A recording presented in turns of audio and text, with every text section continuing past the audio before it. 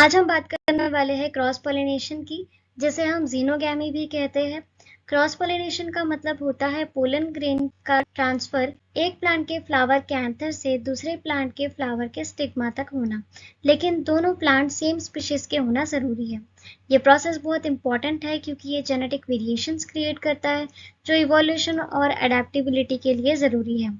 Cross pollination में दो genetically different individuals होते हैं। इसका मतलब फर्टिलाइजेशन के टाइम पे जेनेटिक मटेरियल मिक्स होता है, मतलब कि रिकॉम्बिनेशन होता है। इसीलिए यहाँ जो ऑफस्प्रिंग्स बनते हैं वो ज्यादा स्ट्रॉन्ग, ज्यादा अडेप्टिव और समटाइम्स डिजीज रेजिस्टेंट होते हैं। अब समझते हैं कि ऐसी कौन सी कंडीशंस है जो कि क्रॉस पॉलिनेशन को प्रमोट करती है। The first one is declining, यानी कि यूनिसेक्सुअलिटी।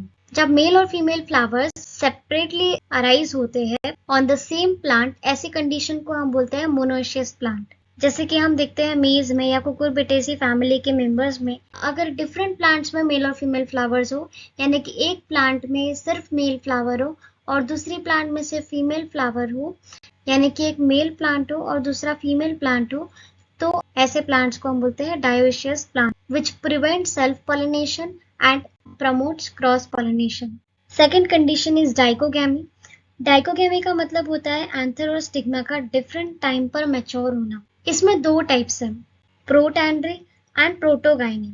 अगर एंथर पहले मैच्योर होता है तो उसे हम कहेंगे प्रोटैंड्री। प्रो मतलब पहले, एंड्री मतलब एंड्रोशियम। जिस कंडीशन में एंड्रोशियम यानी एंथर पहले मैच्योर होता है देन स्टिग्मा, इसको हम कहते हैं प्रोटैंड्री कंडीशन। एंड जिस कंडीशन में पहले स्टिग्मा बिकम्स रिसेप्टिव, पहले स्टिग्मा रिसेप्टिव होता है, स्टिग्मा मैच्योर होता है और बाद में एंथर डिहाइज करते हैं, ऐसे कंडीशन को हम बोलते हैं प्रोटोगाइनी। प्रो मीन्स पहले एंड गाइनी मीन्स गाइनोइशियम यानी कि स्टिग्मा। पहले जब स्टिग्मा रिसेप्टिव होगा, स्टिग्मा मैच्योर होगा, गाइनोइशियम पहले मैच्योर होगा, देन एंथर यानी एंड्रोइशियम, तो उसे हम कहेंगे प्रोटोगाइनी। एंड जब एंथर पहले मैच्योर होगा देन गाइनोइशियम, सो ऐसे कंडीशन को हम बोलते हैं प्रोटैंड्री। तीसरी कंडीशन होती है हर्कोगैमी। हर्कोगैमी में स्ट्रक्चरल बैरियर्स होते हैं, फ्लावर के अंदर ही होते हैं, जो एंथर्स और स्टिग्मा को कांटेक्ट में आने से रोक देते हैं। इस वजह से सेल्फ पॉलिनेशन डिफिकल्ट हो जाता है। जैसे कि यहाँ पर एंथर्स जो है वो काफी नीचे है और इनकी जो पोजीशन है स्टिग्मा की वो काफी ऊपर है, वेराज इस प्लांट में इस कंडीशन में जो स्टिग्मा की पोजीशन है वो काफी नीचे है और एंथर की पोजीशन जो है वो काफी ऊपर है। सो ये कुछ स्ट्रक्चरल बैरियर्स होते हैं जो कि दोनों में कांटेक्ट प्रिवेंट करते हैं, हेंस उनमें सेल्फ पॉलिनेशन डिफिकल्ट हो जाता है। फोर्थ कंडीशन है सेल्फ इनकम्पैटिबिलिटी। ये एक जेनेटिक मैकेनिज्म है जिसमें प्लांट्स का पोलन स्टिग्मा पर जर्मिनेट ही नहीं करता, मतलब प्लांट्स खुद ही सेल्फ पॉलिनेशन को रिजेक्ट करते हैं और क्रॉस पॉलिनेशन को एनफोर्स करते हैं, क्रॉस पॉलिनेशन को प्रमोट करते हैं। इस इमेज में हम समझ सकते हैं कि ये जो प्लांट है, जिस प्लांट का ये पिस्टिल है, इसमें जो जीनोटाइप है वो है S1 एंड S2, वेराज जो पोलन यहाँ पर आए हैं वो है S3 एंड S4 जीनोटाइप के। And that is the only reason कि यहाँ पर पोलन ट्यूब का जर्मिनेशन हुआ है, क्योंकि जो जीनोटाइप है वो जीनोटाइप डिफरेंट है। वेराज ये कंडीशन में जो पिस्टिल है इसमें है S1 jeans and S2 jeans, और ये जो पोलन आए हैं ये है S2 जीन के पोलन एंड S1 जीन का पोलन। इस वजह से यहाँ पर जो पोलन ट्यूब है वो जर्मिनेट नहीं हो पाई, क्योंकि ये सेम जीनोटाइप के हैं। ऐसी कंडीशन में जब जेनेटिकली पोलन और पिस्टिल सेम हो, तब यहाँ पर सेम जीनोटाइप को ये रिजेक्ट करता है। जेनेटिकली सिमिलर इंडिविजुअल्स इस वजह से जर्मिनेट नहीं कर पाते और सेल्फ पॉलिनेशन यहाँ पर प्रिवेंट होता है, and that's the reason it promotes cross pollination. अब क्रॉस पॉलिनेशन के लिए एक्सटर्नल एजेंट्स भी जरूरी होते हैं। यहाँ पर दो तरह के एजेंट्स होते हैं, biotic agents and abiotic agents. Abiotic agents वो होते हैं जो कि नॉन लिविंग होते हैं, जैसे कि wind and water, whereas biotic agents वो होते हैं जो कि लिविंग होते हैं। ये सारे आ जाते हैं बायोटिक एजेंट्स में। अब इन पॉलिनेटिंग एजेंट्स के बेसिस पर क्रॉस पॉलिनेशन के कुछ टाइप्स हैं, जैसे कि अगर पॉलिनेशन विंड के थ्रू होता है तो इसे हम कहते हैं एनिमोफिली। हाइड्रोफिली में पॉलिनेशन वाटर के थ्रू होता है। एंटोमोफिली में पॉलिनेशन इंसेक्ट्स के थ्रू होता है। ऑर्निथोफिली में बर्ड्स के थ्रू एंड किरोप्टेरोफिली में बैट्स के थ्रू होता है। क्रॉस पॉलिनेशन का सबसे बड़ा बेनिफिट है जेनेटिक रिकॉम्बिनेशन। इसमें हेटेरोजाइगस ऑफस्प्रिंग्स बनते हैं जिसकी वजह से वेरिएशंस भी ज़्यादा होते हैं और पॉपुलेशन ज़्यादा अडेप्टेबल होती है। ये लॉन्ग टर्म में इवोल्यूशनरी सक्सेस को सपोर्ट करती है। इसके कुछ एग्जांपल्स हैं जैसे कि Zea mays, papaya, Cucurbita, Brassica that is mustard and Butea भी इसमें आ जाते हैं। अगर इसके एडवांटेजेस देखें तो जेनेटिकली डिफरेंट इंडिविजुअल्स के बीच में क्रॉस हो रहा है, सो ऑफ कोर्स यहाँ पर जेनेटिक वेरिएशन होगा एंड जेनेटिक वेरिएशन होने की वजह से यहाँ पर चेंजिंग एनवायरमेंटल कंडीशंस के अगेंस्ट में या इन्हें अडेप्टेबिलिटी मिल जाती है। अडेप्टेबिलिटी इनमें ज़्यादा होती है चेंजिंग एनवायरमेंटल कंडीशंस के अगेंस्ट में।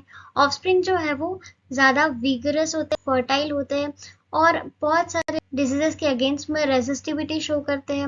और ये जो फिनोमिनॉन है इसको हम बोलते हैं हाइब्रिड विगर या फिर हेटेरोसिस। सो इनमें हमें देखा जाए तो इनमें हमें हेटेरोसिस ज़्यादा मिलता है। ये इनब्रीडिंग डिप्रेशन के चांसेस को रिड्यूस कर देते हैं। इनब्रीडिंग डिप्रेशन तब होता है जब जेनेटिकली सिमिलर इंडिविजुअल्स के बीच में अगर कंटिन्यूस क्रॉसिंग हो, सो सेम जेनेटिक कंडीशंस वहाँ होती है, होमोजाइगस कंडीशन होने की वजह से इनब्रीडिंग डिप्रेशंस देखने मिलते हैं। और क्योंकि यहाँ पर इनब्रीडिंग डिप्रेशन की चांसेस कम हो जाती है इसीलिए यहाँ पर इवोल्यूशनरी फ्लेक्सिबिलिटी मिलती है जिसकी वजह से जो स्पीशीज होती है वो ज़्यादा रेजिलिएंट बन जाती है। लेकिन इसके कुछ लिमिटेशंस भी हैं। लिमिटेशन यह है कि क्रॉस पॉलिनेशन जो है वो एक्सटर्नल एजेंट्स पर डिपेंडेंट होते हैं और यहाँ पर बहुत ज़्यादा पोलन वेस्टेज होता है और प्लांट को एनर्जी इन्वेस्ट करनी पड़ती है अट्रैक्टेंट्स बनाने के लिए सो दैट पॉलिनेटर्स अट्रैक्ट हो सके, जैसे कि नेक्टर, सेंट, शोई फ्लावर्स। सो ये सारी इसकी लिमिटेशंस हैं। अब डिफरेंट पॉलिनेटिंग एजेंट्स के बेसिस पर पॉलिनेशन होता है एंड इसमें डिफरेंट टाइप्स होते हैं जैसे कि abiotic and biotic pollination. Abiotic pollination समझेंगे, ये एक ऐसा पॉलिनेशन है जहाँ पर लिविंग ऑर्गेनिजम्स की ज़रूरत नहीं होती। ये पॉलिनेशन अबायोटिक एजेंट्स जैसे कि विंड एंड वाटर के थ्रू होता है जो कॉमनली हमें ग्रासेस में, जो एनिमोफिली है वो हमें ग्रासेस में देखने मिलता है एंड हाइड्रोफिली हमें एक्वेटिक प्लांट्स में देखने मिलता है। एनिमोफिली मतलब क्या? ये एक ऐसा पॉलिनेशन है जो कि विंड के थ्रू होता है। ये मोनोकॉट्स और कुछ जिम्नोस्पर्म्स में हमें देखने मिलता है। क्योंकि विंड जो है वो रैंडम होती है और इनएफिशिएंट होती है इसलिए कुछ स्पेशल अडेप्टेशंस की ज़रूरत होती है। ये स्पेशल अडेप्टेशंस की ज़रूरत क्यों है? क्योंकि विंड जो है वो स्पेसिफिक फ्लावर को टारगेट नहीं करती और इसी वजह से हाई पोलन वेस्टेज होता है। पोलन वेस्टेज क्यों होता है? क्योंकि विंड के थ्रू जो पोलन्स जा रहे हैं, ट्रैवल कर रहे हैं, उनमें से कुछ पोलन्स तो प्लांट तक पहुंचेंगे लेकिन जो रेस्ट ऑफ द पोलन्स है जो प्लांट तक नहीं पहुंचे उनका वेस्टेज हो रहा है। वही इसी वजह से प्लांट्स में कुछ स्पेशल स्ट्रक्चरल और पोलन अडेप्टेशंस डेवलप किए हैं जिसकी वजह से जो सक्सेस रेट है पॉलिनेशन का वो बढ़ जाता है। जैसे कि फ्लोरल अडेप्टेशंस अगर देखें तो इनमें फ्लावर्स जो होते हैं वो इनकॉन्स्पिक्यूअस, नॉन शोई और स्मॉल होते हैं क्योंकि विंड को अट्रैक्ट करने के लिए किसी भी अट्रैक्टेंट की जरूरत नहीं होती। एनर्जी बचाने के लिए प्लांट अननेसेसरी बड़े फ्लावर्स नहीं बनाता। वही यहाँ पर कलर्स और फ्रेग्रेंस नहीं होते। क्यों? क्योंकि कलर्स और फ्रेग्रेंस का काम तो इंसेक्ट को अट्रैक्ट करना होता है और यहाँ पॉलिनेटर विंड है जो इन चीज़ों से अफेक्ट नहीं होता, इसीलिए ये एब्सेंट होती है। फिर third one is reduced perianth. Perianth क्यों छोटा है? पेरियांथ इसीलिए रिड्यूस्ड है क्योंकि अगर पेटल्स बड़े होते तो पोलन्स के फ्री मूवमेंट को रोक सकते थे, इसीलिए जो स्ट्रक्चर्स है वो यहाँ पर मिनिमल होते हैं सो दैट विंड इजीली उन पोलन्स को कैरी कर सके। ऑफनली यहाँ प्लांट्स यूनिसेक्सुअल होते हैं, उस वजह से सेल्फ पॉलिनेशन के चांसेस कम हो जाते हैं और क्रॉस पॉलिनेशन प्रमोट होता है। देन यहाँ पर जो स्टेमेन होते हैं वो लॉन्ग एंड एक्सर्टेड होते हैं। एक्सर्टेड मतलब क्या? तो बाहर निकले हुए। एक्सर्टेड मतलब बाहर निकले हुए।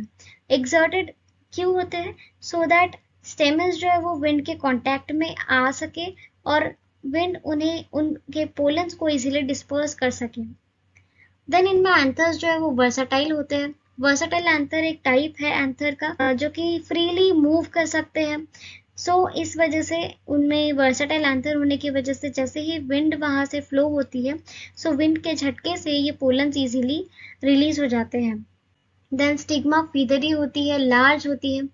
लार्ज फीदरी स्टिग्मा का रीजन ये है कि वो पोलन को ट्रैप कर सके, इसीलिए उसका सरफेस एरिया को इंक्रीज करने के लिए वो ब्रांच्ड एंड फीदरी बन जाती है।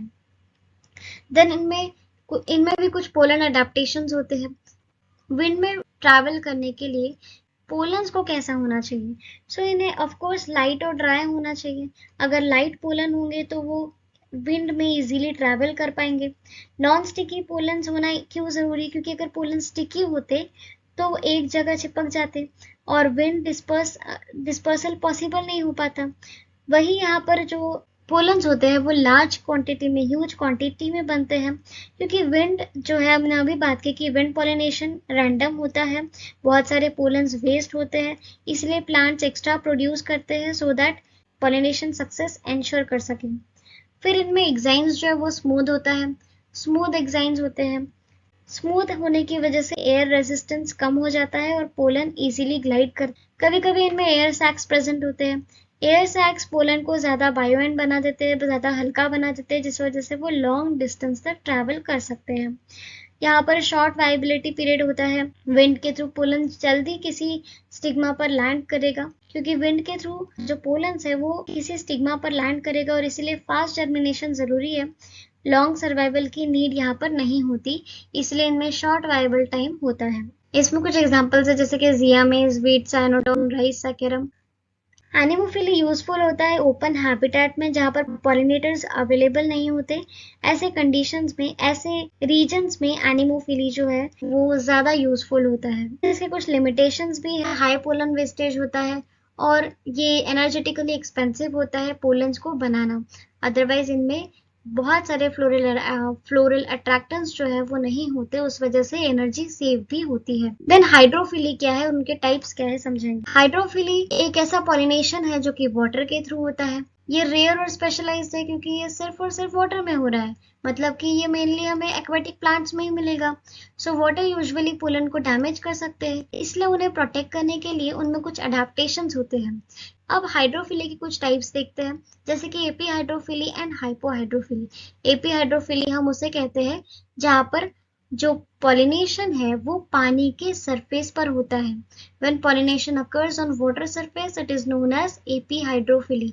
यहाँ पर ये मेल फ्लावर्स जो होते हैं वो मैच्योर होने के बाद डिटैच हो जाता है। डिटैच होने के बाद ये वाटर सरफेस पर आ जाते हैं और ये जो फीमेल फ्लावर्स होते हैं वो अनकॉइल कर लेती है और वाटर सरफेस तक चली जाती है, जहाँ पर इनमें पोलन का ट्रांसफर होता है एंड पॉलिनेशन होता है।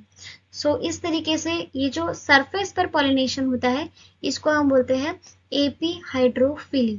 सो वेलिस्नेरिया में अगर हम देखें तो प्लांट्स, मेल फ्लावर जो होते हैं वो फ्रीली फ्लोट करते हैं। फीमेल पोजीशन जो है वो सरफेस पर आते हैं और वाटर जो है वो कैरियर की तरह एक्ट करता है, इन पोलन्स को कैरी करता है और इस तरह से पॉलिनेशन होता है। हाइपोहाइड्रोफिली क्या होता है? अंडर वाटर पॉलिनेशन जो होता है उसको हम बोलते हैं हाइपोहाइड्रोफिली। यहाँ पर पोलन्स रिलीज होते हैं directly in the water, water में डायरेक्टली रिलीज होते हैं और वाटर करंट के थ्रू ट्रांसपोर्ट होते हैं और स्टिग्मा जो होती है इट रिमेन सबमर्ज्ड। जैसे कि इसमें एग्जांपल आता है ज़ोस्टेरा का। ये ज़ोस्टेरा जो है इनके पोलन्स इलोंगेटेड होते हैं, फिलामेंटस होते हैं, जिस वजह से ये इजीली वाटर में मूव कर सकते हैं और ये सबमर्ज स्टिग्मा तक पहुंचकर पॉलिनेशन करवाते हैं। लेकिन हाइड्रोफिली जो हम देखते हैं कि it is a rare and special type of pollination, इसके लिए कुछ फ्लोरल अडेप्टेशन जरूरी है। यहाँ flowers small and non showy होते हैं क्योंकि देन इनमें कोई फ्रेग्रेंस और नेक्टर नहीं होता, क्योंकि इंसेक्ट या बर्ड प्रेजेंट नहीं है। उन्हीं को अट्रैक्ट करने के लिए फ्रेग्रेंस और नेक्टर की जरूरत होती है, इसीलिए क्योंकि यहाँ पर अट्रैक्शन का कोई रोल नहीं है, एनर्जी सेव होती है और यहाँ पर कोई भी फ्रेग्रेंस या नेक्टर नहीं होता। पेरियांथ जो है वो रिड्यूस होता है ताकि वो रेजिस्टेंट क्रिएट ना करे। लार्ज पेटल वाटर मूवमेंट में रेजिस्टेंट क्रिएट करते हैं और इसीलिए मिनिमल स्ट्रक्चर्स यहाँ पर प्रेजेंट होते हैं। ये फ्लावर्स ऑफनली यूनिसेक्सुअल होते हैं, जिसकी वजह से सेल्फ पॉलिनेशन अवॉइड होता है और वाटर मीडिएटेड क्रॉस पॉलिनेशन यहाँ पर होता है। पोलन अडेप्टेशंस भी होते हैं। वाटर में पोलन को सर्वाइव करने के लिए कुछ स्पेशल कोटिंग की जरूरत होती है, जैसे कि वैक्सी कोटिंग और म्यूसिलेजिनस कोटिंग। ये पोलन को वाटर से डैमेज होने में प्रोटेक्ट करता है और वाटर प्रूफ लेयर की तरह ये काम करता है। यहाँ पर कुछ जैसे हमने देखा ज़ोस्टेरा में रिबन शेप या इलोंगेटेड पोलन्स होते हैं। ये स्ट्रीमलाइन शेप वाटर में इजीली मूव करता है और करंट के साथ फ्लो बेटर होता है। वाटर में वाइबल रहते हैं पोलन्स और ये स्पेशल अडेप्टेशंस उन्हें फंक्शनल बनाए रखते हैं। पोलन्स लार्ज क्वांटिटी में प्रोड्यूस होते हैं। क्यों? क्योंकि वाटर में डाइल्यूशन होता है, बहुत पोलन्स लॉस्ट हो जाते हैं और इसलिए एक्स्ट्रा प्रोडक्शन किया जाता है। इसका इम्पोर्टेंस क्या है? एक्वाटिक प्लांट्स के लिए ये इसेंशियल है क्योंकि उनके पास विंड या इंसेक्ट का ऑप्शन नहीं है, इसीलिए वाटर पॉलिनेशन वहां पर होता है। विंड और इंसेक्ट्स इनफेक्टिव है क्योंकि वाटर में एयर का कोई रोल नहीं है और इंसेक्ट भी वहां पॉलिनेशन नहीं कर सकते, इसलिए वो इनफेक्टिव होते हैं। ये रेयर है क्योंकि वाटर पोलन को डैमेज करता है और स्पेशल अडेप्टेशंस यहाँ पर ज़रूरी होते हैं, इसलिए सिर्फ कुछ ही प्लांट्स में ये सिस्टम डेवलप हुआ है और कुछ ही प्लांट्स हाइड्रोफिली शो करते हैं। लेकिन इसके कुछ लिमिटेशंस भी है, ये रेयर होते हैं एंड में कुछ स्पेशल अडेप्टेशंस की ज़रूरत होती है एंड ये वाटर करंट पर डिपेंडेंट होते हैं। We will discuss the biotic pollination in the next video.